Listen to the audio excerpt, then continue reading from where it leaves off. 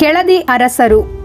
ವಿಜಯನಗರ ಸಾಮ್ರಾಜ್ಯ ಪತನಾನಂತರ ಆ ಸಾಮ್ರಾಜ್ಯದ ಅಧೀನದಲ್ಲಿದ್ದ ಅನೇಕ ಸಾಮಂತ ರಾಜರು ಸ್ವತಂತ್ರರಾಗಲು ಸನ್ನದ್ಧರಾಗಿದ್ದರು.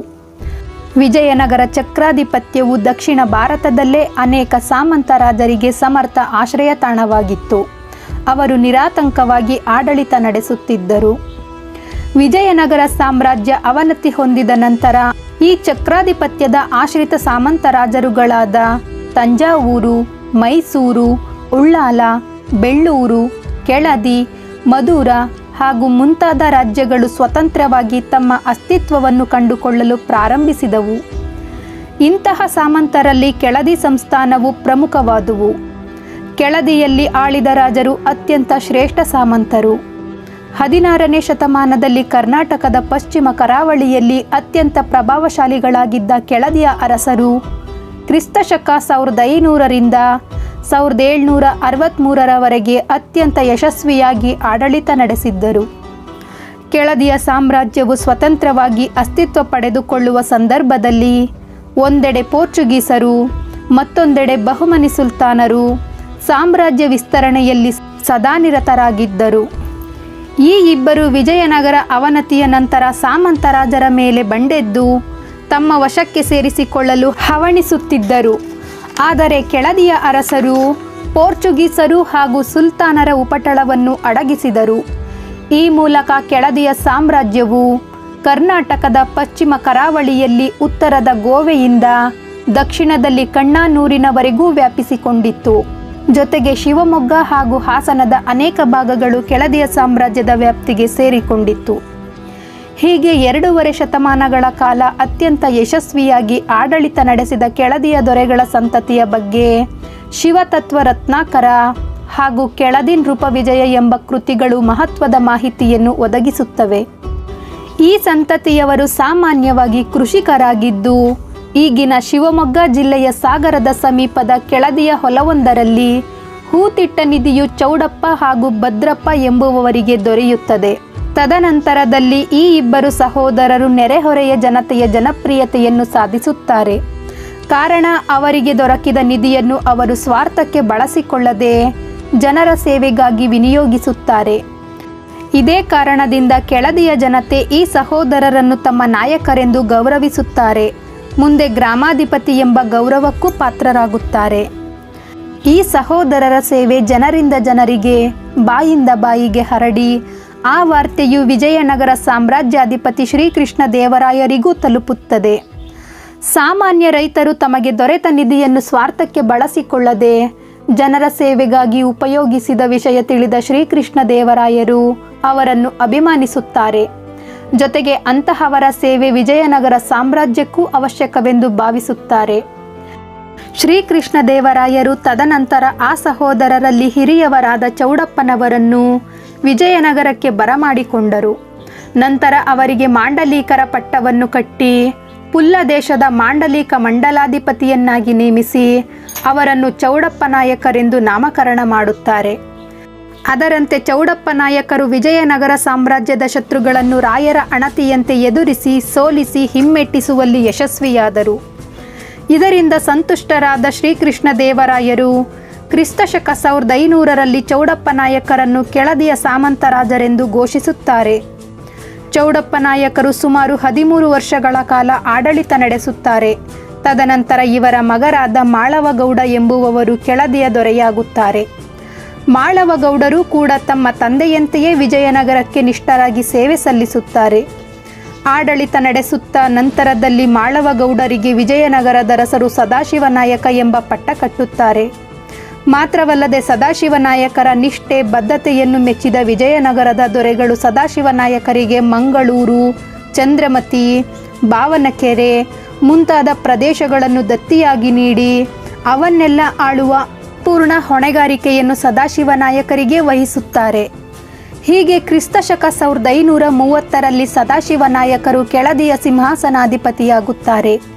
ಇವರು ಕೆಳದಿಯ ರಾಜರಾದ ನಂತರ ತಮ್ಮ ರಾಜಧಾನಿಯನ್ನು ಕೆಳದಿಯಿಂದ ಇಕ್ಕೇರಿಗೆ ವರ್ಗಾಯಿಸುತ್ತಾರೆ. ಇವರ ಆಡಳಿತಾವಧಿಯಲ್ಲಿ ಇಕ್ಕೇರಿಯ ಸಂಸ್ಥಾನ ಅತ್ಯಂತ ಬಲಿಷ್ಠವಾಗಿ ಬೆಳೆಯಿತು. ಸದಾಶಿವನಾಯಕರು ರಾಜರಾಗಿರುವುದರ ಜೊತೆಗೆ ಸಮಯ ಬಂದಾಗಲೆಲ್ಲ ವಿಜಯನಗರ ಸಾಮ್ರಾಜ್ಯದ ವಿರುದ್ಧ ದಂಡೆತ್ತಿ ಬರುವ ಶತ್ರು ಸೇನೆಗಳಿಗೆ ತಕ್ಕ ಉತ್ತರ ಕೊಡುತ್ತಿದ್ದರು. ವಿಜಯನಗರದ ಅರಸರು ಇವರ ಕಾರ್ಯಕ್ಕೆ ಮೆಚ್ಚಿ ಇವರನ್ನು ತಮ್ಮ ಮೇಲೆ ನಡೆಯುವ ಯಾವುದೇ ಯುದ್ಧದ ಸಂದರ್ಭದಲ್ಲೂ ಸದಾಶಿವನಾಯಕರನ್ನೇ ಸೇನಾಧಿಪತಿಯನ್ನಾಗಿ ನೇಮಿಸುತ್ತಿದ್ದರು. ಸದಾಶಿವನಾಯಕರು ತಮ್ಮ ಸೇನಾಧಿಪತ್ಯದಲ್ಲಿ ವಿಜಯನಗರದ ವಿರುದ್ಧ ಬಂಡಾಯ ಹೂಡಿದ್ದ ಕಲ್ಯಾಣ ಹಾಗೂ ಕಲಬುರ್ಗಿಯ ದೊರೆಗಳ ಮೇಲೆ ದಂಡೆತ್ತಿ ಹೋಗಿ ಅವರನ್ನು ಬಗ್ಗು ಬಡಿಯುವುದರಲ್ಲಿ ತಮ್ಮ ಯಶಸ್ಸನ್ನು ಸಾಧಿಸುತ್ತಾರೆ. ಮಾತ್ರವಲ್ಲದೆ ವಿಜಯನಗರ ಸಾಮ್ರಾಜ್ಯದ ವಿರುದ್ಧ ಬಹಮನಿ ಸುಲ್ತಾನರು ದಂಡೆತ್ತಿ ಬಂದಾಗ ಸದಾಶಿವನಾಯಕರಿಗೆ ಮುಂದಾಳತ್ವ ವಹಿಸಿ ಕಳುಹಿಸಲಾಗಿರುತ್ತದೆ.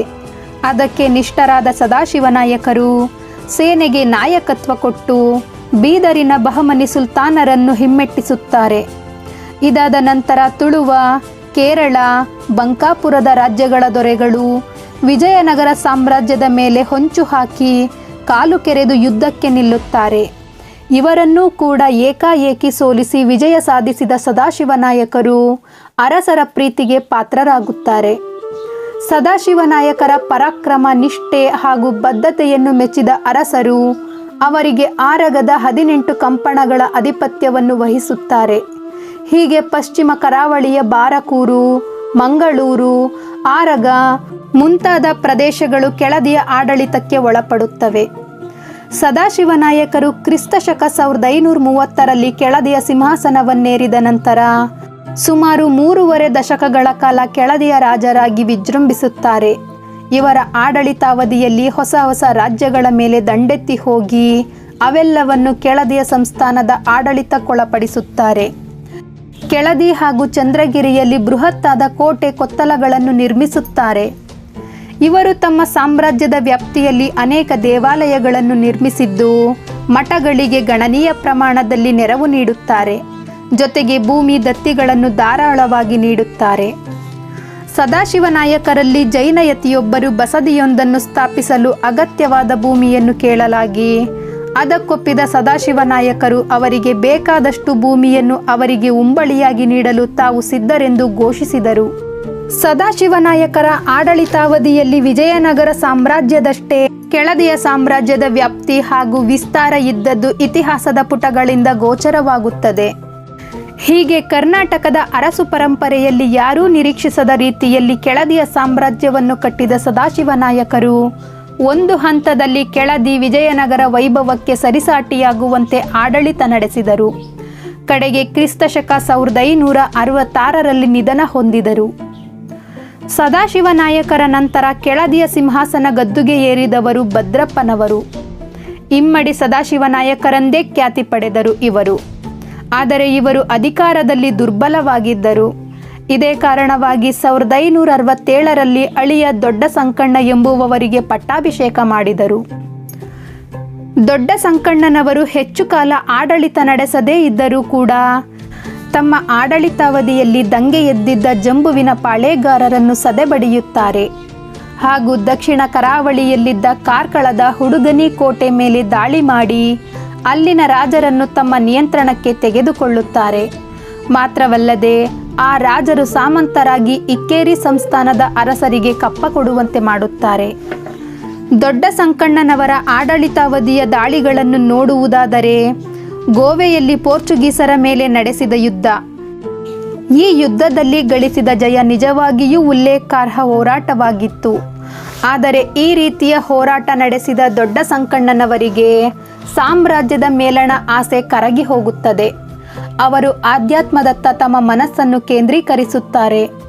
ಇಂತಹ ಸಂದರ್ಭದಲ್ಲಿ ತಮ್ಮ ಸೋದರ ಚಿಕ್ಕ ಸಂಕಣ್ಣನವರಿಗೆ ಅಧಿಕಾರ ಬಿಟ್ಟುಕೊಡುತ್ತಾರೆ. ಚಿಕ್ಕ ಸಂಕಣ್ಣ ನಾಯಕರು ಕೆಳದಿಯ ಇತರ ಅರಸರ ಹಾಗೆಯೇ ಸಾಮ್ರಾಜ್ಯದ ವಿಸ್ತರಣಾಕಾಂಕ್ಷಿಯಾಗಿರುತ್ತಾರೆ. ಇಕ್ಕೇರಿಯ ಖ್ಯಾತಿ ಜಗದಗಲ ಮುಗಿಲಗಲ ವ್ಯಾಪಿಸಬೇಕು ಎಂಬುದು ಇವರ ಆಶಯವಾಗಿತ್ತು. ಜೊತೆಗೆ ಇವರು ಹಿಂದೂ ಧರ್ಮದ ಬಗ್ಗೆ ವಿಶೇಷ ಮಮಕಾರ ಹೊಂದಿದ್ದು ಇದೇ ಕಾರಣದಿಂದ ವಿಜಾಪುರದ ಸಲಬತ್ ಖಾನ್ ಎಂಬುವವರ ವಿರುದ್ಧ ಯುದ್ಧ ಘೋಷಿಸುತ್ತಾರೆ. ಅಂತೆಯೇ ಆ ಯುದ್ಧದಲ್ಲಿ ಯಶಸ್ಸು ಗಳಿಸುತ್ತಾರೆ.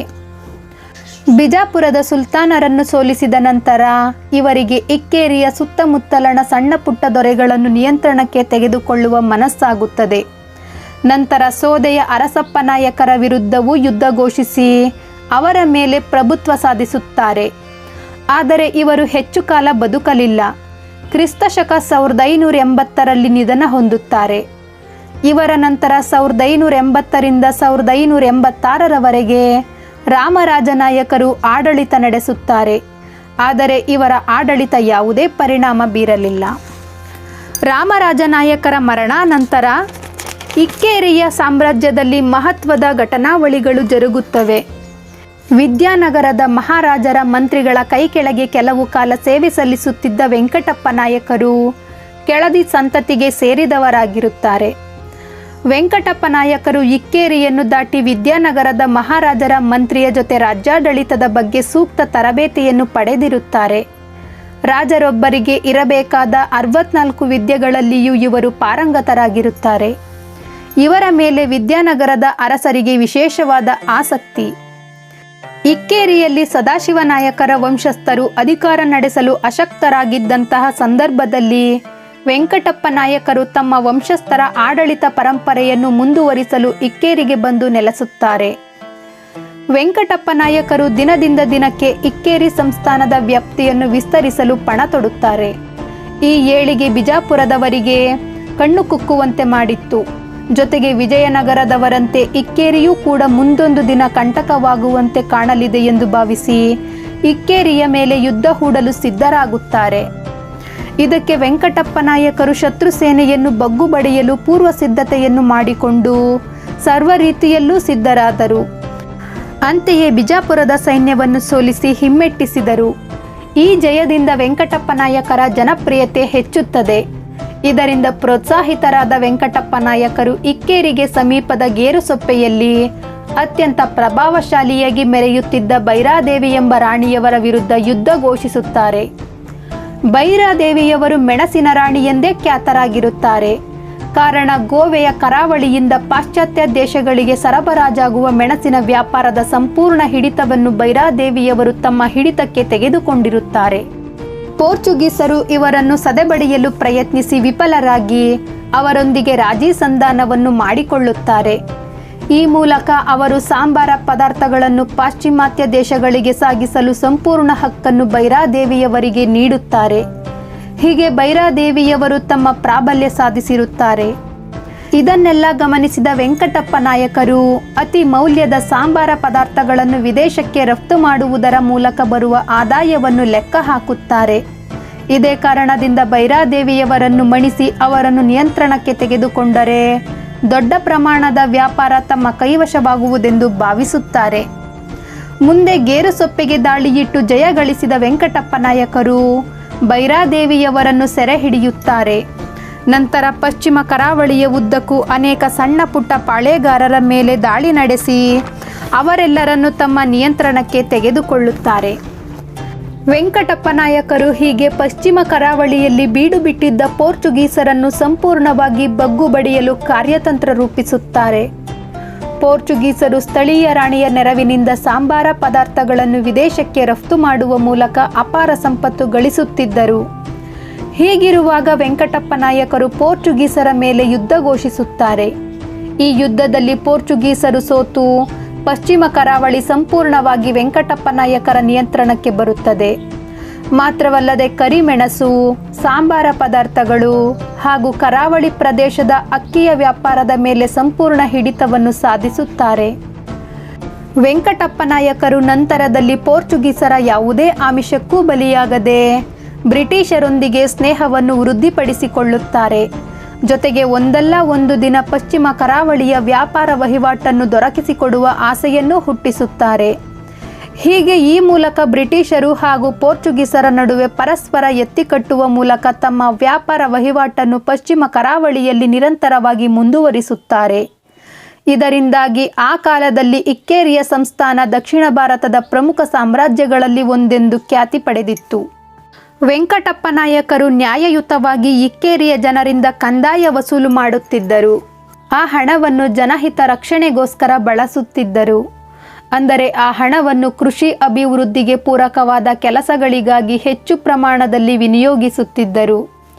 ಜೊತೆಗೆ ಇಕ್ಕೇರಿ ಸಂಸ್ಥಾನದ ವ್ಯಾಪ್ತಿಗೆ ಬರುವ ಎಲ್ಲ ಗ್ರಾಮ ಪ್ರದೇಶಗಳಿಗೂ ಅನುಕೂಲವಾಗುವಂತೆ ದೊಡ್ಡ ದೊಡ್ಡ ಕೆರೆಗಳನ್ನು ನಿರ್ಮಾಣ ಮಾಡಿದರು. ಅಲ್ಲಿಯ ರೈತರು ಮೆಣಸು, ಅರಿಶಿಣ, ಏಲಕ್ಕಿ ಮುಂತಾದ ಸಾಂಬಾರ ಪದಾರ್ಥಗಳನ್ನು ಬೆಳೆಯುವುದಷ್ಟೇ ಅಲ್ಲದೆ ಮಲೆನಾಡಿನ ಪ್ರಾಂತ್ಯದ ಈ ಜನರು ಹೆಚ್ಚು ಪ್ರಮಾಣದಲ್ಲಿ ಭತ್ತವನ್ನು ಬೆಳೆಯುತ್ತಿದ್ದರು. ಈ ಪದಾರ್ಥಗಳು ವಿದೇಶಕ್ಕೂ ರಫ್ತಾಗುತ್ತಿದ್ದವು. ವೆಂಕಟಪ್ಪ ನಾಯಕರು ಅವರ ಆಡಳಿತಾವಧಿಯಲ್ಲಿ ಹೆಚ್ಚಿನ ಸಂಖ್ಯೆಯಲ್ಲಿ ವಾಸಿಸುತ್ತಿದ್ದ ಹಿಂದೂಗಳಿಗೆ ಅವರವರ ಧರ್ಮಾಚರಣೆಗೆ ಅನುಗುಣವಾದ ದೇವಾಲಯಗಳನ್ನು ಕಟ್ಟಿಸಿಕೊಡುತ್ತಿದ್ದರು. ಶೈವ, ವೈಷ್ಣವ, ಜೈನ, ಬೌದ್ಧ ದೇವಾಲಯಗಳು, ಬಸದಿ ವಿಹಾರಗಳು ಸಾಕಷ್ಟು ಪ್ರಮಾಣದಲ್ಲಿ ತಲೆ ಎತ್ತಿದ್ದವು. ವೆಂಕಟಪ್ಪ ನಾಯಕರು ಸಾಹಿತ್ಯ, ಸಂಸ್ಕೃತಿ, ಕಲೆಗೆ ಹೆಚ್ಚು ಪ್ರಾಧಾನ್ಯತೆ ಕೊಡುತ್ತಿದ್ದರು. ಇದರಿಂದಾಗಿ ವೆಂಕಟಪ್ಪ ನಾಯಕರ ಆಡಳಿತಾವಧಿಯು ಕೆಳದಿ ಹಾಗೂ ಇಕ್ಕೇರಿಯ ರಾಜ ಪರಂಪರೆಯಲ್ಲಿ ಸುವರ್ಣಾಕ್ಷರಗಳಿಂದ ಬರೆದಿಡುವ ಆಡಳಿತವಾಗಿ ರೂಪುಗೊಂಡಿತು. ಕೊನೆಗೆ ಕ್ರಿಸ್ತಶಕ 1586ರಿಂದ ಆಡಳಿತ ನಡೆಸಿದ ವೆಂಕಟಪ್ಪ ನಾಯಕರು ಕ್ರಿಸ್ತಶಕ 1629ರಲ್ಲಿ ನಿಧನ ಹೊಂದಿದ್ದರು. ಮುಂದೆ ವೆಂಕಟಪ್ಪ ನಾಯಕರ ಪುತ್ರರು ದುರ್ಬಲರಾದ ಕಾರಣ ಅಧಿಕಾರ ಸೂತ್ರ ಹಿಡಿಯುವ ಉತ್ಸಾಹವನ್ನು ತೋರದಾದರು. ಇಂತಹ ಸಂದರ್ಭದಲ್ಲಿ ವೆಂಕಟಪ್ಪ ನಾಯಕರ ಮೊಮ್ಮಗರಾದ ವೀರಭದ್ರ ನಾಯಕರು ಅಧಿಕಾರ ಸೂತ್ರ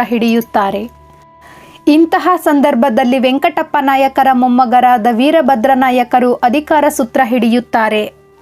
ಇವರು ತಮ್ಮ ತಾತ ವೆಂಕಟಪ್ಪ ನಾಯಕರಷ್ಟು ಬಲಶಾಲಿಯಾಗಿರುವುದಿಲ್ಲ. ಆದ ಕಾರಣ ಶತ್ರುರಾಜರು ಇಕ್ಕೇರಿ ಸಂಸ್ಥಾನದ ಮೇಲೆ ದಾಳಿ ನಡೆಸಿ ಸಂಸ್ಥಾನದ ಅಧಿಪತ್ಯದಲ್ಲಿದ್ದ ಪ್ರದೇಶಗಳನ್ನೆಲ್ಲ ತಮ್ಮ ನಿಯಂತ್ರಣಕ್ಕೆ ತೆಗೆದುಕೊಳ್ಳುವ ಪ್ರಯತ್ನ ಮಾಡುತ್ತಾರೆ. ಇಂತಹ ಸಂದರ್ಭದಲ್ಲಿ ವೀರಭದ್ರ ನಾಯಕರ ಸೋದರ ಸಂಬಂಧಿಯಾಗಿದ್ದ ಶಿವಪ್ಪ ನಾಯಕರು ವೀರಭದ್ರ ನಾಯಕರಿಗೆ ಸರ್ವ ರೀತಿಯಲ್ಲೂ ನೆರವಾಗುತ್ತಾರೆ. ವೀರಭದ್ರ ನಾಯಕರು ಪಟ್ಟಾಭಿಷಿಕ್ತರಾದ ಕೆಲವೇ ತಿಂಗಳಲ್ಲಿ ಬಹಮನಿ ಸುಲ್ತಾನರು ಕೆಳದಿಯ ಕೆಲವು ಪಾಳೇಗಾರರ ಜೊತೆಗೂಡಿ ಇಕ್ಕೇರಿಯ ಮೇಲೆ ದಾಳಿ ಇಡಲು ಪ್ರಯತ್ನಿಸುತ್ತಾರೆ. ಆಗ ಶಿವಪ್ಪ ನಾಯಕರು ವೀರಭದ್ರ ನಾಯಕರಿಗೆ ಬೆನ್ನೆಲುಬಾಗಿ ನಿಂತು ಬಿಜಾಪುರದ ಸುಲ್ತಾನರ ವಿರುದ್ಧ ಹೋರಾಟ ನಡೆಸುತ್ತಾರೆ. ಆದರೆ ಸುಲ್ತಾನರ ಸೇನೆ ಮೇಲುಗೈ ಸಾಧಿಸಿ ವೀರಭದ್ರ ನಾಯಕರಿಗೆ ಯಶಸ್ಸು ದೊರೆಯುವುದಿಲ್ಲ. ಇಂತಹ ಸಂದರ್ಭದಲ್ಲಿ ವೀರಭದ್ರ ನಾಯಕರು ಸುಲ್ತಾನರೊಂದಿಗೆ ಸಾಮರಸ್ಯ ಸಾಧಿಸುತ್ತಾರೆ. ಇಕ್ಕೇರಿಯ ಸಂಸ್ಥಾನವನ್ನು ಸುಲ್ತಾನರ ಆಧಿಪತ್ಯಕ್ಕೆ ವಹಿಸುವುದರ ಬದಲು ಅವರ ನಿಯಂತ್ರಣದಲ್ಲಿ ಅಧಿಕಾರ ನಡೆಸುವುದೇ ಸರಿ ಎಂದು ಭಾವಿಸಿ ಸುಲ್ತಾನರ ಪ್ರಭುತ್ವವನ್ನು ಒಪ್ಪಿಕೊಳ್ಳುತ್ತಾರೆ. ಮೈಸೂರಿನ ರಾಜರು ಹಾಗೂ ಕೆಂಗೋ ಹನುಮ ಎಂಬ ಪಾಳೇಗಾರರು ಸುಲ್ತಾನರ ವಿರುದ್ಧ ಸಿಡಿದೆದ್ದ ಸಂದರ್ಭದಲ್ಲಿ ಸುಲ್ತಾನರು ಅವರನ್ನು ಮಣಿಸುವ ಜವಾಬ್ದಾರಿಯನ್ನು ವೀರಭದ್ರ ನಾಯಕರಿಗೆ ವಹಿಸುತ್ತಾರೆ. ಈ ಹೋರಾಟದಲ್ಲಿ ವೀರಭದ್ರ ನಾಯಕರು ಜಯಗಳಿಸಿದರು. ನಂತರ ಸುಲ್ತಾನರು ವೀರಭದ್ರ ನಾಯಕರನ್ನು ಗೌರವಿಸಿ ಮತ್ತೆ ಇಕ್ಕೇರಿಯ ಪ್ರಭುತ್ವವನ್ನು ಅವರಿಗೆ ಕೊಟ್ಟರು. ವೆಂಕಟಪ್ಪ ನಾಯಕರ ಕಾಲದಲ್ಲಿ ಬಾಲ ಮುದುರಿದ್ದ ಪೋರ್ಚುಗೀಸರು ಅವರ ನಿಧನಾನಂತರ ಮತ್ತೆ ಬಾಲ ಬಿಚ್ಚಲಾರಂಭಿಸಿದರು. ದುರ್ಬಲ ರಾಜ ಪರಂಪರೆಯ ಲೆಕ್ಕ ಹಾಕಿಕೊಂಡ ಅವರು ವೀರಭದ್ರ ನಾಯಕರನ್ನು ತಮ್ಮ ಹದ್ದುಬಸ್ತಿನಲ್ಲಿಡಲು ಪ್ರಯತ್ನಿಸುತ್ತಾರೆ. ಇದಕ್ಕೆ ಪೂರಕವಾಗಿ ಇಕ್ಕೇರಿಯ ಸಂಸ್ಥಾನದ ನಿಯಂತ್ರಣದಲ್ಲಿದ್ದ ಪಶ್ಚಿಮ ಕರಾವಳಿಯ ಎಲ್ಲ ಬಂದರುಗಳಲ್ಲಿ ಅಭದ್ರತೆಯ ವಾತಾವರಣವನ್ನು ಸೃಷ್ಟಿ ಮಾಡುತ್ತಾರೆ. ವೀರಭದ್ರ ನಾಯಕರಿಗೆ ತಾವು ನಿಂತ ನೆಲೆಯನ್ನೇ ಭದ್ರ ಮಾಡಿಕೊಳ್ಳಬೇಕಾದಂತಹ ಸಂದರ್ಭ ಒದಗಿ ಬರುತ್ತದೆ. ಇದರಿಂದಾಗಿ ಪೋರ್ಚುಗೀಸರ ಜೊತೆಯೂ ಯುದ್ಧ ಮಾಡುವುದರಿಂದ ತಾವು ಮತ್ತಷ್ಟು ದುರ್ಬಲರಾಗಬಹುದೆಂದು ಭಾವಿಸಿ ಪಶ್ಚಿಮ ಕರಾವಳಿಯ 2 ಬಂದರು ಪ್ರದೇಶಗಳಾದ ಕೆಂಬೋಲಿನ್ ಹಾಗೂ ಬಾರಕೂರನ್ನು ಪೋರ್ಚುಗೀಸರ ವಶಕ್ಕೊಪ್ಪಿಸಲು ನಿರ್ಧರಿಸುತ್ತಾರೆ. ವಾಸ್ತವವಾಗಿ ಪಶ್ಚಿಮ ಕರಾವಳಿಯಲ್ಲಿ ಇಕ್ಕೇರಿ ಸಂಸ್ಥಾನದ ವ್ಯಾಪಾರ ವಹಿವಾಟಿನ ಸಂಪೂರ್ಣ ನಿಯಂತ್ರಣವನ್ನು ಹೊಂದಿದ್ದ ಅನೇಕ ಬಂದರುಗಳಲ್ಲಿ ಈ 2 ಬಂದರುಗಳೇ ಪ್ರಮುಖವಾದವುಗಳಾಗಿದ್ದವು. ಇಕ್ಕೇರಿ ಸಂಸ್ಥಾನದ ವ್ಯಾಪಾರ ವಹಿವಾಟಿನ ಸಂಪೂರ್ಣ ನಿಯಂತ್ರಣವನ್ನು ಹೊಂದಿದ್ದ ಅನೇಕ ಬಂದರುಗಳಲ್ಲಿ ಈ 2 ಬಂದರುಗಳೇ ಪ್ರಮುಖವಾದವುಗಳಾಗಿದ್ದವು. ವೆಂಕಟಪ್ಪ ನಾಯಕರ ಆಡಳಿತಾವಧಿಯಲ್ಲಿ ಕೆಂಬೋಲಿನ್ ಹಾಗೂ ಬಾರಕೂರಿನಲ್ಲಿ ಇಕ್ಕೇರಿಯ ಅರಸರು 2 ಕೋಟೆಗಳನ್ನು ಸ್ಥಾಪಿಸಿದ್ದರು. ಹಾಲಿ ಬಂದರುಗಳು ತಮ್ಮ ನಿಯಂತ್ರಣಕ್ಕೆ ಬಂದ ತಕ್ಷಣವೇ ಪೋರ್ಚುಗೀಸರು ಆ 2 ಕೋಟೆಗಳನ್ನು ನೆಲಸಮ ಮಾಡಲು ವೀರಭದ್ರ ನಾಯಕರ ಮೇಲೆ ಒತ್ತಡ ಹೇರಿದರು. ವೀರಭದ್ರಪ್ಪ ನಾಯಕರು ಕಡೆಗೆ ಅನಿವಾರ್ಯವಾಗಿ ಈ ಪರಿಸ್ಥಿತಿಗೆ ಒಳಪಡಲೇಬೇಕಾಯಿತು. ತದನಂತರ ಬಾರಕೂರು ಹಾಗೂ ಕೆಂಬೋಲಿನ್ ಪ್ರದೇಶದ 2 ಕೋಟೆಗಳು ಸಂಪೂರ್ಣವಾಗಿ ನೆಲಸಮವಾಗುತ್ತವೆ. ಇಂತಹ ಸಂದರ್ಭವನ್ನು ಸದುಪಯೋಗಪಡಿಸಿಕೊಂಡ ಬ್ರಿಟಿಷರು ಅತ್ಯಂತ ಎಚ್ಚರಿಕೆಯಿಂದ ಇಕ್ಕೇರಿಯ ಸಂಸ್ಥಾನದ ಆಡಳಿತದಲ್ಲಿ ತಲೆ ಹಾಕಲಾರಂಭಿಸುತ್ತಾರೆ. ಅವರಿಗೆ ಹೇಗಾದರೂ ಮಾಡಿ ಪೋರ್ಚುಗೀಸರ ನಿಯಂತ್ರಣದಲ್ಲಿದ್ದ ಬಂದರು ಪ್ರದೇಶಗಳನ್ನು ತಮ್ಮ ವಶಕ್ಕೆ ತೆಗೆದುಕೊಳ್ಳಬೇಕೆನ್ನುವ ಏಕೈಕ ಗುರಿ ಇರುತ್ತದೆ. ಇದನ್ನು ಸಾಕಾರಗೊಳಿಸುವ ದೃಷ್ಟಿಯಿಂದ ಅವರು ವೀರಭದ್ರನಾಯಕರ ಜೊತೆ ಗೆಳೆತನವನ್ನು ಸಾಧಿಸುತ್ತಾರೆ. ಅಂತೆಯೇ ಆ ಮೂಲಕ ಅವರು ಪಶ್ಚಿಮ ಕರಾವಳಿಯಲ್ಲಿದ್ದ ಬಹುತೇಕ ಬಂದರುಗಳನ್ನು ಹಂತ ಹಂತವಾಗಿ ತಮ್ಮ ನಿಯಂತ್ರಣಕ್ಕೆ ತೆಗೆದುಕೊಳ್ಳುವಲ್ಲಿ ಯಶಸ್ವಿಯಾಗುತ್ತಾರೆ. ಇದರ ಮೊದಲ ಹಂತವಾಗಿ ಅವರು ಪಶ್ಚಿಮ ಕರಾವಳಿಯ ಪ್ರಮುಖ ಬಂದರಾದ ಭಟ್ಕಳದಲ್ಲಿ ಬ್ರಿಟಿಷ್ ಪ್ರಾಯೋಜಿತ ಕೋಟೆಯೊಂದನ್ನು ನಿರ್ಮಾಣ ಮಾಡಲು ವೀರಭದ್ರನಾಯಕರ ಒಪ್ಪಿಗೆಯನ್ನು ಪಡೆಯುತ್ತಾರೆ.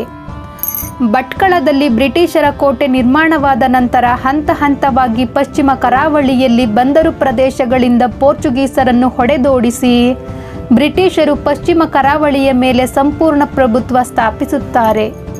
ಇದೇ ಸಂದರ್ಭದಲ್ಲಿ ಇಕ್ಕೇರಿ ದೊರೆಗಳ ಅಧೀನದಲ್ಲಿದ್ದ ಬಂದರು ಪ್ರದೇಶಗಳು ಕೂಡ ಕೈತಪ್ಪಿ ಹೋಗುತ್ತವೆ. ಈ ಪರಿಸ್ಥಿತಿ ಇಕ್ಕೇರಿಯ ಸಾಮ್ರಾಜ್ಯವನ್ನು ಅವನತಿಯತ್ತ ಕರೆದೊಯ್ಯುತ್ತದೆ. ನಂತರದಲ್ಲಿ ಅಳಿದುಳಿದ ಇಕ್ಕೇರಿ ಸಂಸ್ಥಾನವು ಪರರ ಪಾಲಾಗಬಾರದೆಂಬ ಉದ್ದೇಶದಿಂದ ಇಕ್ಕೇರಿಯನ್ನು ಬಿದನೂರಿಗೆ ವರ್ಗಾಯಿಸಲಾಯಿತು. ಸುಮಾರು 16 ವರ್ಷಗಳ ಕಾಲ ಆಡಳಿತ ನಡೆಸಿದ ವೀರಭದ್ರನಾಯಕರು ತಮ್ಮ ಆಡಳಿತಾವಧಿಯಲ್ಲಿ ಇಕ್ಕೇರಿ ಸಂಸ್ಥಾನದ ಪರಂಪರೆಯನ್ನು ಎತ್ತಿ ಹಿಡಿಯುವಲ್ಲಿ ವಿಫಲರಾದರೂ ಕೂಡ ಉತ್ತಮ ರಾಜ್ಯಾಡಳಿತ ಪದ್ಧತಿಯನ್ನು ರೂಪಿಸಿದ್ದಾರೆನ್ನುವ ಖ್ಯಾತಿಗೆ ಪಾತ್ರರಾಗುತ್ತಾರೆ.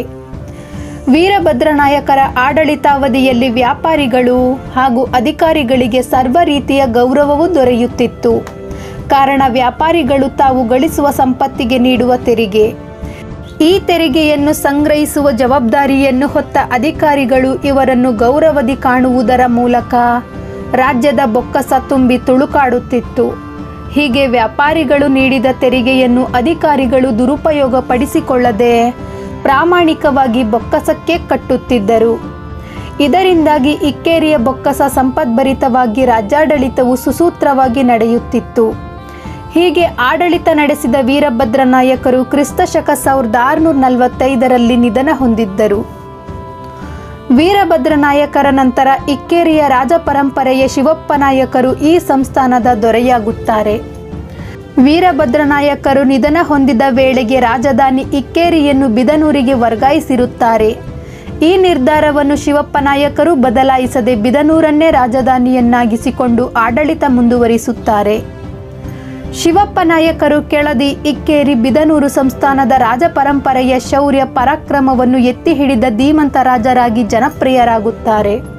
ಕೆಳದಿ ಸಂಸ್ಥಾನದ ರಾಜಕೀಯ ಏಳು ಬೀಡುಗಳಲ್ಲಿ ಸ್ವತಂತ್ರರಾಗಿದ್ದ ಸಾಮಂತರನ್ನೆಲ್ಲ ಮತ್ತೆ ಬಿದನೂರಿನ ನಿಯಂತ್ರಣಕ್ಕೆ ತೆಗೆದುಕೊಳ್ಳುವ ದಿಸೆಯಲ್ಲಿ ಶಿವಪ್ಪ ನಾಯಕರು ವ್ಯವಸ್ಥಿತವಾದ ಕಾರ್ಯಾಚರಣೆ ನಡೆಸುತ್ತಾರೆ. ಬಿದನೂರು ಸಮೀಪದ ತುರುವೇಕೆರೆ, ಬೆಳಂದೂರು, ಹೊಸೂರು, ಬೀಳಗಿ, ಸ್ವಾಸೆ ಮುಂತಾದ ಪ್ರದೇಶಗಳ ಸಾಮಂತ ರಾಜರುಗಳ ಮೇಲೆ ದಾಳಿ ನಡೆಸಿ ಆ ಪ್ರಾಂತ್ಯಗಳನ್ನು ತಮ್ಮ ವಶಕ್ಕೆ ತೆಗೆದುಕೊಳ್ಳುವಲ್ಲಿ ಯಶಸ್ವಿಯಾಗುತ್ತಾರೆ. ಇಂತಹ ಸಂದರ್ಭದಲ್ಲಿ ಬಿಜಾಪುರದ ಸುಲ್ತಾನರ ಅಧಿಪತ್ಯದಲ್ಲೂ ಸಾಕಷ್ಟು ಬಿರುಕು ಸೃಷ್ಟಿಯಾಗಿತ್ತು. ಅವರ ಆಡಳಿತ ದುರ್ಬಲಗೊಂಡಿತ್ತು. ಈ ಸಂದರ್ಭವನ್ನು ಉಪಯೋಗಿಸಿಕೊಂಡ ಶಿವಪ್ಪ ನಾಯಕರು ಬಿಜಾಪುರ ಸುಲ್ತಾನರ ನಿಯಂತ್ರಣದಲ್ಲಿದ್ದ ಸೊರಬ, ಹುಡುಗೇಡಿ ಮುಂತಾದ ಪ್ರಾಂತ್ಯಗಳನ್ನು ತಮ್ಮ ವಶಕ್ಕೆ ತೆಗೆದುಕೊಳ್ಳುವಲ್ಲಿ ಯಶಸ್ಸು ಸಾಧಿಸುತ್ತಾರೆ. ಭದ್ರಪ್ಪ ನಾಯಕರ ಆಡಳಿತಾವಧಿಯಲ್ಲಿ ಅನೇಕ ಕೋಟೆಗಳು ಬಿದನೂರಿನಿಂದ ಕೈತಪ್ಪಿ ಹೋಗಿರುತ್ತವೆ. ಇಂತಹ ಎಲ್ಲ ಕೋಟೆಗಳನ್ನು ತಮ್ಮ ವಶಕ್ಕೆ ತೆಗೆದುಕೊಳ್ಳುವ ದಿಶೆಯಲ್ಲಿ ಶಿವಪ್ಪ ನಾಯಕರು ಮಹತ್ವದ ಹೆಜ್ಜೆ ಇಡುತ್ತಾರೆ. ಪೋರ್ಚುಗೀಸರು ಪಶ್ಚಿಮ ಕರಾವಳಿಯಲ್ಲಿನ ಸೋಲಿನ ನಡುವೆಯೂ ಮತ್ತೆ ಮತ್ತೆ ತಲೆ ಎತ್ತುತ್ತಿರುತ್ತಾರೆ. ಹೇಗಾದರೂ ಪಶ್ಚಿಮ ಕರಾವಳಿಯ ವ್ಯಾಪಾರ ವಹಿವಾಟನ್ನು ತಮ್ಮ ನಿಯಂತ್ರಣಕ್ಕೆ ತೆಗೆದುಕೊಳ್ಳಬೇಕೆಂದು ಆ ಭಾಗದಲ್ಲಿ ನಿರಂತರ ಕಾರ್ಯಾಚರಣೆ ನಡೆಸುತ್ತಿರುತ್ತಾರೆ. ಇವರ ಜೊತೆಗೆ ಡಚ್ಚರು, ಇಂಗ್ಲಿಷರು, ಅರಬ್ ವ್ಯಾಪಾರಿಗಳು ಪಶ್ಚಿಮ ಕರಾವಳಿಯ ಮೇಲಣ ಹಿಡಿತವನ್ನು ನಿಯಂತ್ರಿಸಲು ಪರಸ್ಪರ ಪೈಪೋಟಿ ನಡೆಸುತ್ತಿರುತ್ತಾರೆ. ಇಂತಿರುವಾಗ ಶಿವಪ್ಪ ನಾಯಕರು ಪೋರ್ಚುಗೀಸರ ಮೇಲೆ ಯುದ್ಧ ಸಾರುತ್ತಾರೆ. ಅವರನ್ನು ಕುಂದಾಪುರ, ಹೊನ್ನಾವರ, ಗಂಗೊಳ್ಳಿ, ಕರಾವಳಿ ಪ್ರದೇಶಗಳಿಂದ ಹೊಡೆದೋಡಿಸುತ್ತಾರೆ. ಈ ಯುದ್ಧದಲ್ಲಿ ಪೋರ್ಚುಗೀಸರಿಗೆ ಅಪಾರ ಪ್ರಮಾಣದ ಹಾನಿಯಾಗುತ್ತದೆ.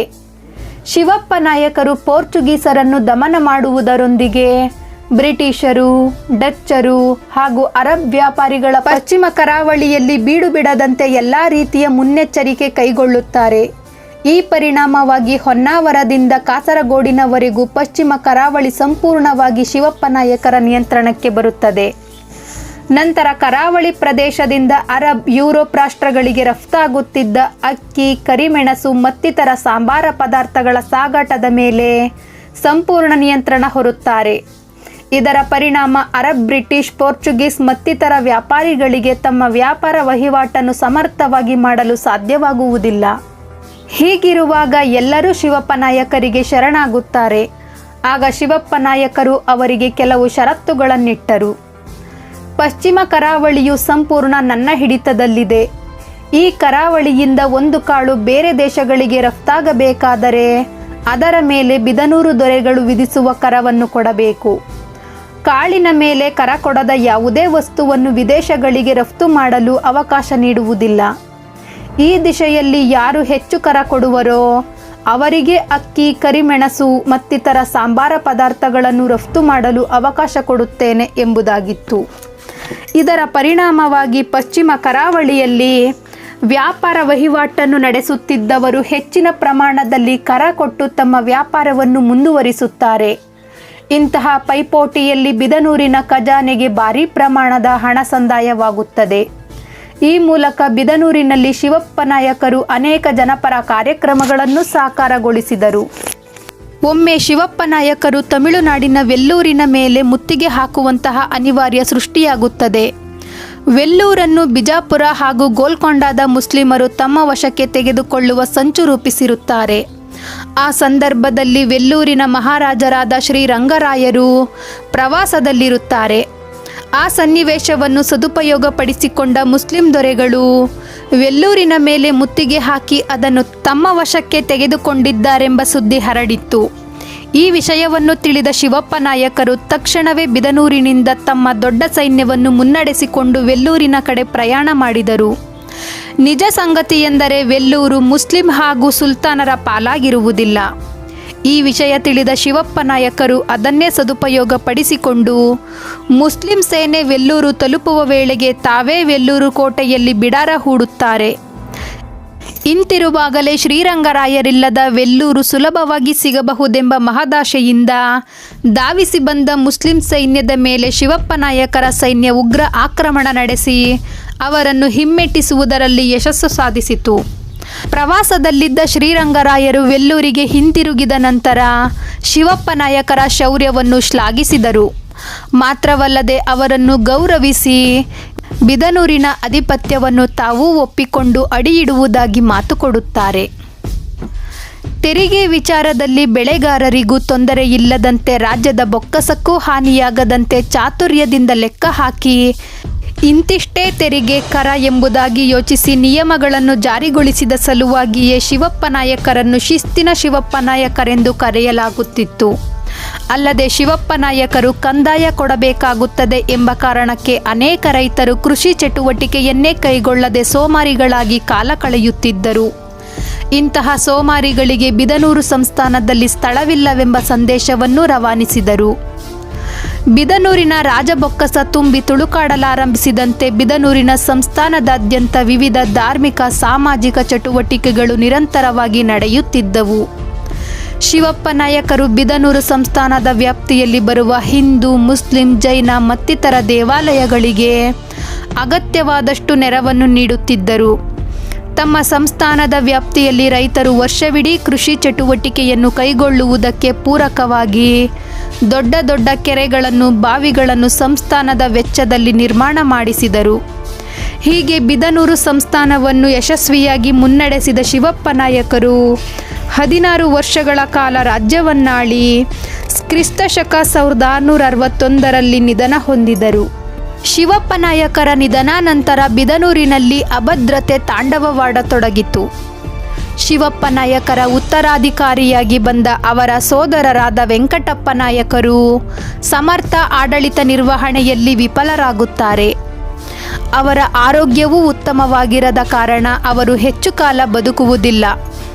ತದನಂತರ ಅಧಿಕಾರ ಸೂತ್ರ ಹಿಡಿದವರು ಭದ್ರಪ್ಪ ನಾಯಕರು. ಇವರು 1662ರಲ್ಲಿ ಅಧಿಕಾರ ಸೂತ್ರ ಹಿಡಿದ ಸಂದರ್ಭದಲ್ಲೇ ಬಿಜಾಪುರದ ಸೈನ್ಯ ಬಿದನೂರಿಗೆ ಮುತ್ತಿಗೆ ಹಾಕಿತು.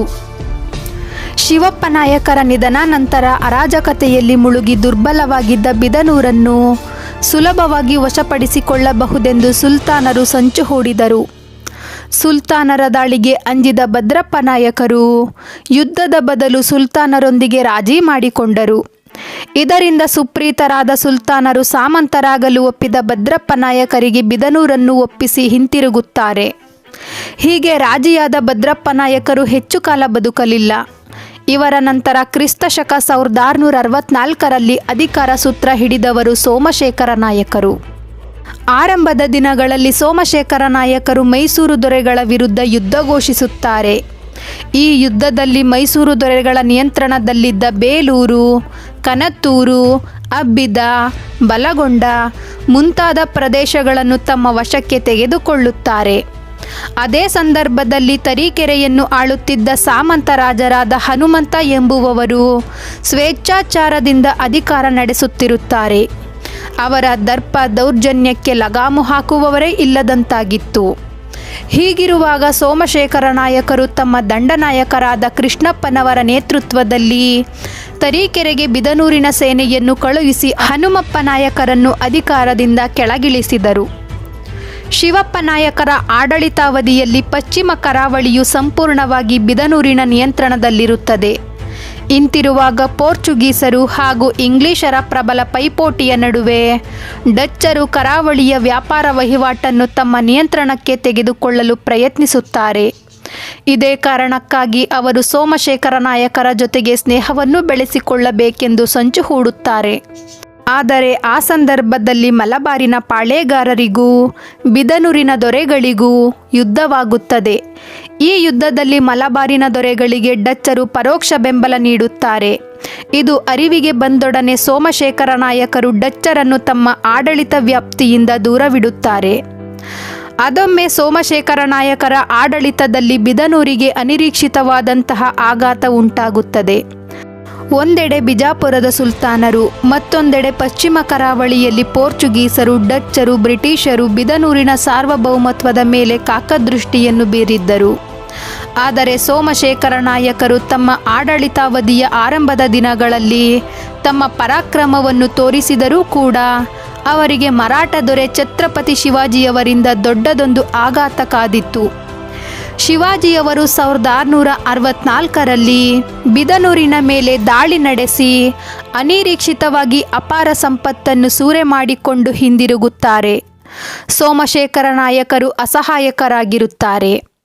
ರಕ್ತಗತವಾಗಿ ಹೋರಾಟದ ಮನೋಭಾವ, ಪರಾಕ್ರಮ, ಆಡಳಿತದಲ್ಲಿ ದೂರದೃಷ್ಟಿ ಇಂತಹವುಗಳು ಸೋಮಶೇಖರ ನಾಯಕರ ವ್ಯಕ್ತಿತ್ವದ ಭಾಗವಾಗಿದ್ದರೂ ಕೂಡ ರಾಜರಾಗಿ ನಡೆದುಕೊಳ್ಳುವ ಪ್ರಬುದ್ಧತೆಯನ್ನು ಮೆರೆಯುವುದರ ಬದಲು ಕೊನೆಗಾಲದಲ್ಲಿ ಅವರು ವಿಷಯಲೋಲುಪರಾಗುತ್ತಾರೆ. ಇದೇ ಕಾರಣದಿಂದ ಅವರು ಅವನತಿಯತ್ತ ಸಾಗುತ್ತಾರೆ. ಸೋಮಶೇಖರ ನಾಯಕರು ಮೊದಲಿಗೆ ತಮ್ಮ ಯೌವನದ ದಿನಗಳಲ್ಲಿ ಮದುವೆಯಾಗದೆ ರಾಜ್ಯಾಡಳಿತದಲ್ಲಿಯೇ ತಮ್ಮನ್ನು ತಾವು ತೊಡಗಿಸಿಕೊಂಡಿದ್ದರು.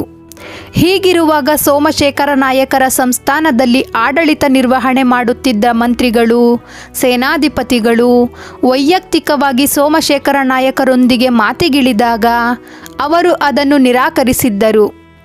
ಆದರೆ ಅನಿರೀಕ್ಷಿತವಾಗಿ ಅವರ ಮದುವೆ ನಡೆದೇ ಹೋಗುತ್ತದೆ. ಅವರು ಕೈ ಹಿಡಿದ ಚೆಲುವೆಯೇ ಚೆನ್ನಮ್ಮಾಜಿ.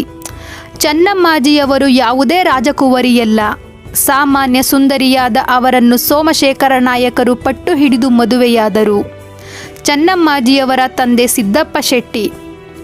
ಚೆನ್ನಮ್ಮಾಜಿಯವರು ಸೋಮಶೇಖರ ನಾಯಕರಿಗೆ ಸರ್ವ ರೀತಿಯಲ್ಲೂ ಸಹಕಾರ ನೀಡುವ ಮೆಚ್ಚಿನ ಮಡದಿಯಾಗಿದ್ದರು. ಇಷ್ಟು ಅನ್ಯೋನ್ಯವಾಗಿದ್ದ ದಂಪತಿಗಳ ನಡುವೆ ಬಿದನೂರಿನಲ್ಲಿ ಘಟಿಸಿದ ಬೆಳವಣಿಗೆಯೊಂದು ಅಶಾಂತಿಯ ಹೊಗೆಯಾಡಿ ಅಭದ್ರತೆ ನೆಲೆಯೂರಲು ಕಾರಣವಾಯಿತು.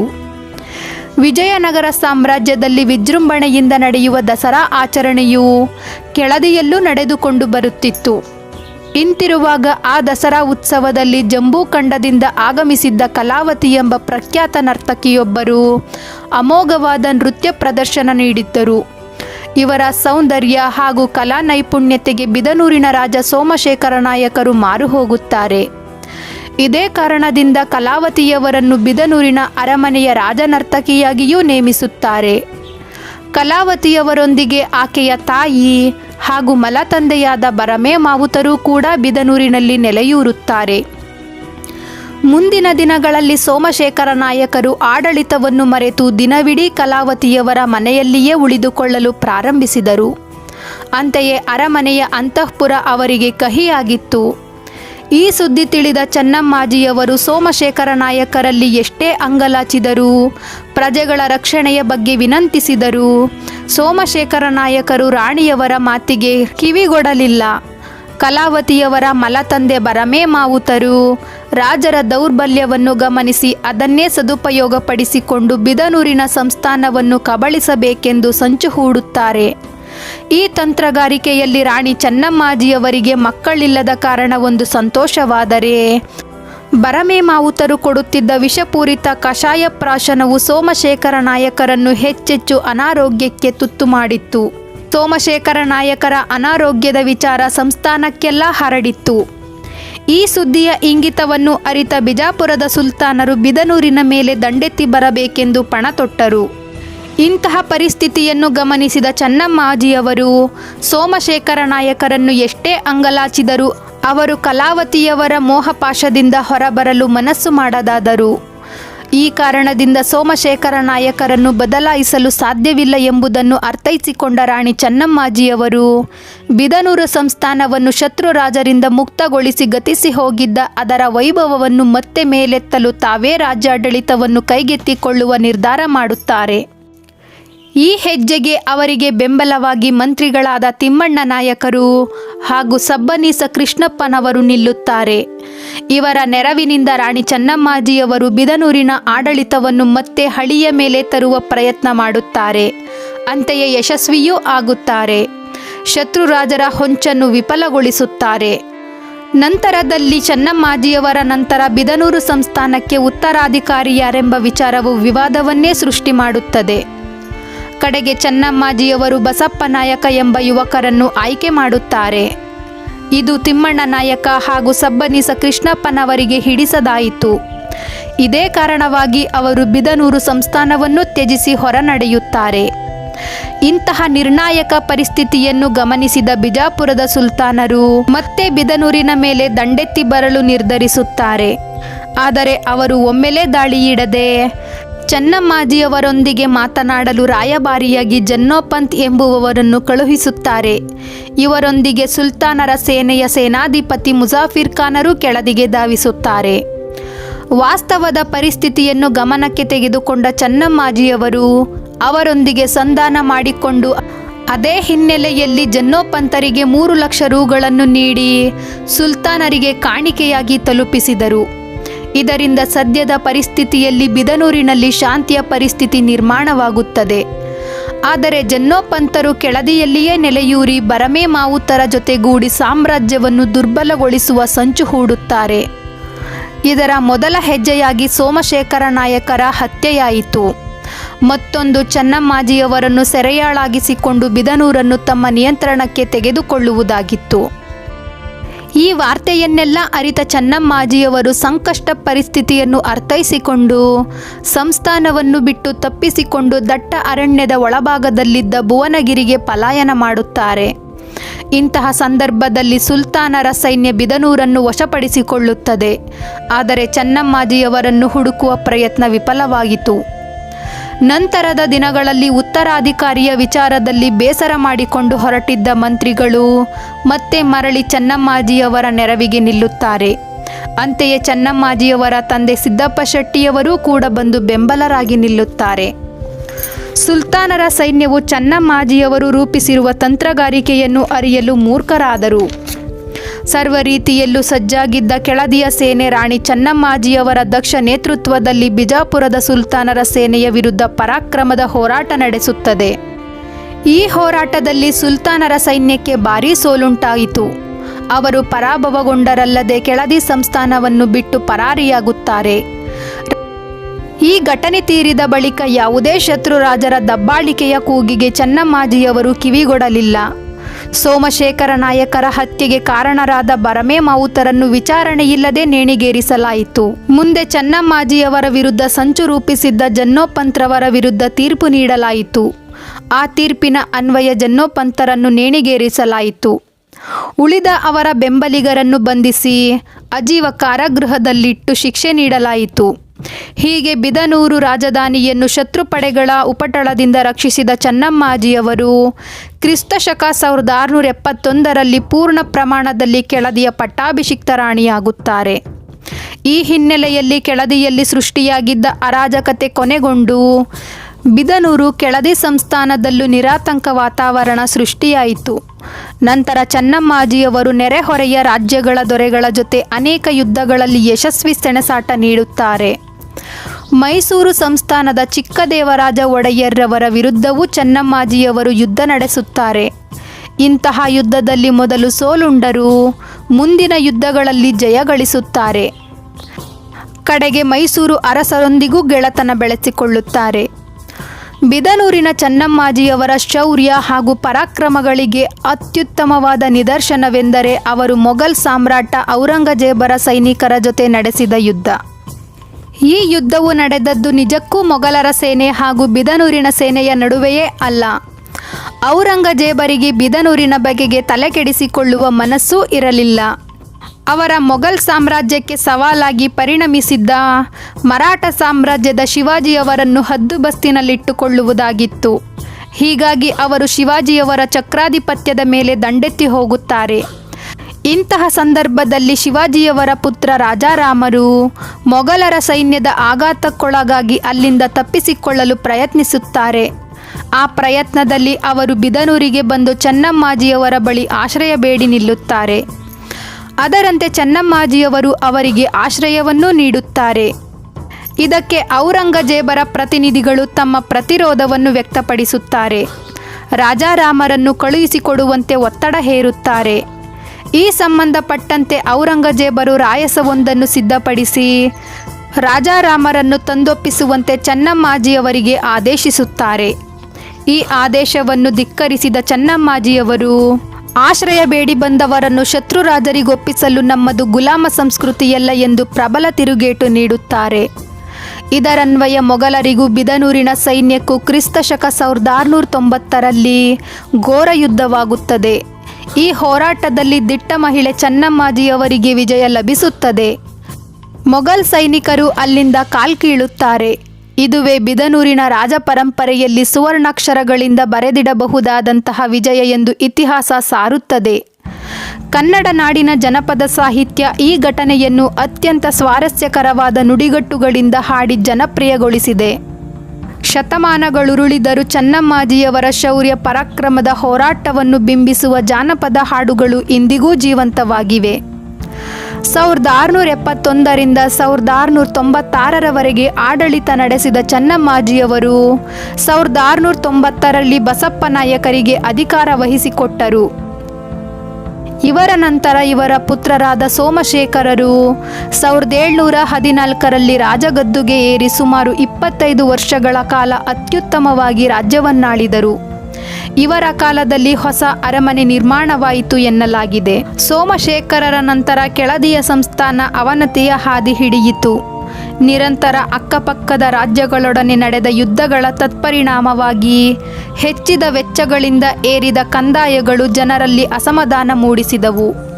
ಕೆಳದಿ ಸಂಸ್ಥಾನದ ಕೊನೆಯ ರಾಣಿ ವೀರಮ್ಮಾಜಿಯವರು. ಇವರು ಅಧಿಕಾರ ವಹಿಸಿಕೊಂಡ ನಂತರ ಹೈದರ್ ಆಲಿಯವರ ಆಕ್ರಮಣವನ್ನು ಸಮರ್ಥವಾಗಿ ಎದುರಿಸಿದರು. ಆದರೆ ಮತ್ತೊಂದು ಕಡೆ ಮೈಸೂರು ಚಿತ್ರದುರ್ಗದ ಸೈನ್ಯಗಳ ಆಕ್ರಮಣದಿಂದ ಕುಗ್ಗಿದ ಈಕೆಯ ಸಾಮರ್ಥ್ಯ ಮತ್ತೆ ಚೇತರಿಸಿಕೊಳ್ಳಲಿಲ್ಲ. ಕ್ರಿಸ್ತಶಕ 1763ರಲ್ಲಿ ಹೈದರ್ ಆಲಿಯವರಿಗೆ ವೀರಮ್ಮಾಜಿಯವರು ಸೆರೆಯಾಳಾದರು. ಇವರ ಸಮಗ್ರ ಸಂಸ್ಥಾನವು ಮೈಸೂರು ರಾಜ್ಯಕ್ಕೆ ಸೇರಿತು. ರಾಣಿ ಚೆನ್ನಮ್ಮಾಜಿಯವರ ಉತ್ತರಾಧಿಕಾರಿಯಾಗಿ ನೇಮಕವಾದ ಬಸಪ್ಪ ನಾಯಕರು ಬೌದ್ಧಿಕವಾಗಿ ಅತ್ಯಂತ ಎತ್ತರದ ವ್ಯಕ್ತಿಯಾಗಿರುತ್ತಾರೆ. ಇವರು ಚೆನ್ನಮ್ಮಾಜಿಯವರ ನಿರೀಕ್ಷೆಯನ್ನು ಎಂದಿಗೂ ಸುಳ್ಳು ಮಾಡಲಿಲ್ಲ.